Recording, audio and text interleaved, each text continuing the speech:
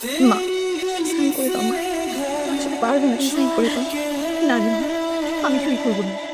এই সম্পত্তি 3 ভাগ হবে। কি? 3 ভাগ হবে? কোনোদিনও না, 2 ভাগ হবে। তাতে সাইন করো। জুলি, ফারিয়া, তোরা ভালো করে অত্যাচার করিস না গো। মা, তুমি সিগনেচারটা করে দাও মা। তুমি কি সই করবে নাকি আমি অন্য ব্যবস্থা নিবো? বলো, তাড়াতাড়ি বলো। না, আমি আমার সম্পত্তি লিখে দিব না। মানে তোর বাবা মারা যাবার পর তোর উপর আমি কত অত্যাচার করছি, শুধু এই সম্পত্তিগুলো আমার পেটের সন্তানের নামে লিখে দেওয়ার জন্য। আমি ভেবেছিলাম আমি বোধহয় জিতে গেছি, কিন্তু না। আমি এখন দেখি আমি নিজের কাছে, আমি আমার বিবেকের কাছে, আমি আমার পেটের সন্তানদের কাছে, তোর কাছে চিরতরে হেরে গেছি রে মা। আমি চিরতরে হেরে গেছি। না মা, আমার মা ছোটবেলায় মারা গিয়েছিল। তারপরে যখন তুমি আমাদের বাড়িতে এলে, আমি সেখান থেকে তোমাকে আমার মা হিসেবে মেনে নিয়েছি মা। আর তোমাকে কখনো আমার স্বপ্ন ভাবিনি। আমি সবসময় মনে করেছি তুমি আমার আপন মা। পৃথিবীতে মা শব্দের পাশে ভালো মা, মন্দ মা, খারাপ মা, সৎ মা, আপন মা কোনো শব্দই যায় না। মা তো মাই, মার পাশে কোনো শব্দ যায় না মা।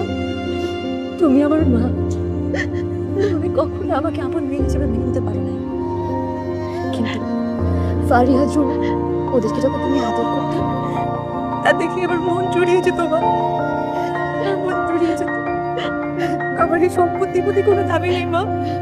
তুমি ওদেরকে সব লিখে দাও। আমার কিচ্ছু চাই না, আমার তুমি হলেই চলবে মা। আমার কিচ্ছু চাই না। তোমাদের কি নাটক শেষ হয়েছে? তাতে সাইন করো। সই করে দাও মা। जब मेरे बिना रहना होगा, तूने तो वो वक्त अभी सोचा ही नहीं, सहारा कोई ये तो है, समझना लेना दुख আমি তোদের কাছে কি पूछे চাই? जो আমাকে कोई দিবি? तेरा আমাকে মাকে দিয়ে দে। नाम ना लेना, আমি মাকে নিয়ে বাড়ি ছেড়ে চলে যাবো। जीते কত করে চাই আর কত मर जाऊं দুজনে দুজনে ভাত খাবো বিরিয়ানি মা। একটু খেতে পারি না, রোজ তোমাকে দেখতে তো পারবো না, তোমার আদর তো খেতে পারবো। কি মা, যাবেন আমার সাথে?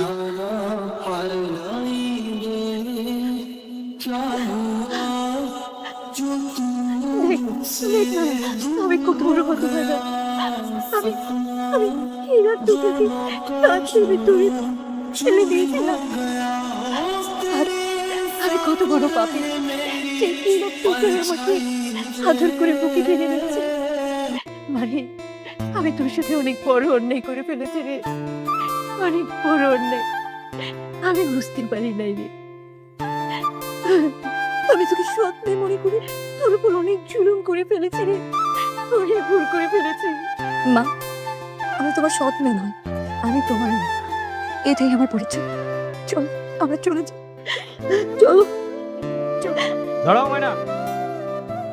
আপা, তুমি এবং ময়না দুজনের একজনও এই বাসা থেকে বাইরে যাবেন। যদি কেউ এই বাসার থেকে বাইরে যেতে হয়, তাহলে তোমার ওই যে আদরের 2টা মেয়ে আছে না, ছোট 2টা কাজ সব, এই 2টাই বাসা থেকে বাইরে যাবে।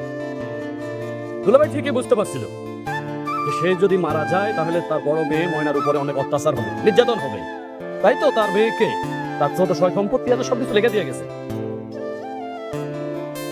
এই তোরা এখনো দাঁড়ায় আছিস কেন? হ্যাঁ, কেন দাঁড়ায় আছিস? বাইরে, ওই বাড়ি থেকে বাইরে। আর এই দলিলে সই করাইছিস না, এই দলিল নিয়ে এই বাড়ি থেকে বাইরে যাবে। আর এই দলিলটাতে সুবাই সুবাই 2 বোনে মিলা পানি খাবি আর বাঁচবি। তোদের একবারে আলিশান আলিশান জীবন যাপন করে এই দলিল নিয়ে যা। বাইরে বাইরে, বলছি বাইরে, বাড়ি থেকে বাইরে। আমি আমার ভুল বুঝতে পেরে সাজা ঠিকই পেয়েছি। এখন বুঝলি তো এই সম্পত্তির মালিককে? আমার সিগনেচারের দলিলে কিচ্ছু যায় আসে না। যা, এখন এই বাড়ি থেকে তোরা বেরিয়ে যা। না, ওরা কোথাও যাবে না মা। আমি তোমার বড় মেয়ে আর ওরা তোমার ছোট মেয়ে। ওরা যদি তোমার কোনো ভুল করে থাকে, আমি বড় বোন হয়ে সব ভুল সহ্য দিব। তারপর আমি ওদেরকে কোথাও যেতে দিব না। ওরা আমরা সবাই মিলে এই বাড়িতে সুখে শান্তিতে একসাথে থাকবো মা। ওদেরকে আমি কোথাও যেতে দিব না মা। এখনো সময় আছে, নিজের ভুলটা শুধরে নে। যা বড় বোনের কাছে মাপ চেয়ে নে। কি হলো, দাঁড়িয়ে আছিস কেন? যা, মাপ যা। আপু মাফ করে দাও, মাফ করে দাও। ও তো ভালো লেগেছে।